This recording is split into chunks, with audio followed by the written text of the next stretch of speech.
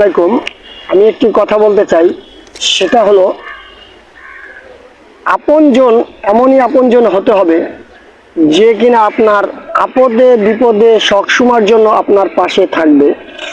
আর এমন লোকের সাথে আপনি বন্ধুত্ব করবেন যে কিনা আপনার বিপদকে তার বিপদ মনে করে আপনার সাথে চলার পথ দেখবে।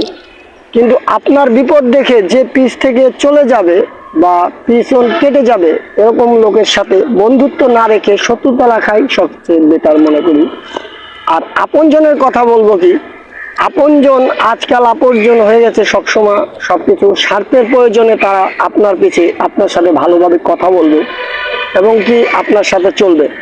আজ আপনি একটি বিপদে পড়ে দেখেন আপনার আপনজনই আপনার কাছে বহুত ধরনের বাহানা করে এবং কি ছলনা করে তারা চলে যাবে। তারা আপনার কাছ থেকে চলে যাবে, কেননা আপনি আপনজনের কাছে আপনার দুঃখ শেয়ার করবেন কি, তার চাইতে আপনার আপনজনই আপনার কাছে দুঃখ শেয়ার করবে বেশি।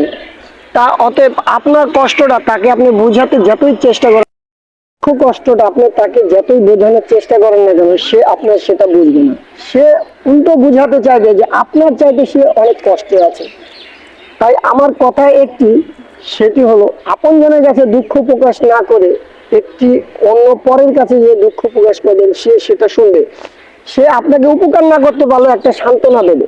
আর আপনজন আপনাকে সান্ত্বনা না দিয়ে উল্টা আরো আপনাকে এমন ডিপ্রেশনে পাঠাবে যাতে আপনি দুঃখ তার কাছে প্রকাশ করে আপনি একটি জীবনের সবচেয়ে বড় পাপ করে ফেলেছেন।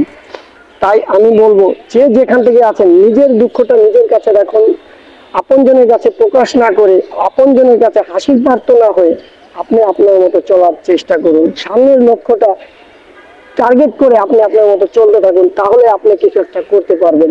এটাই আমার একটি মেসেজ সবার কাছে দেওয়ার জন্য, যে আপনজনের কাছে হাসির খোরাক না হয়ে অন্যের সাথে শেয়ার করে, আপনজনের থেকে পরের কাছে শেয়ার করে তার সাথে চলে নিজের লক্ষ্যটা নিজের সামনের দিকে এগিয়ে যান। সফল একদিন না একদিন আপনি হবেন। ধন্যবাদ।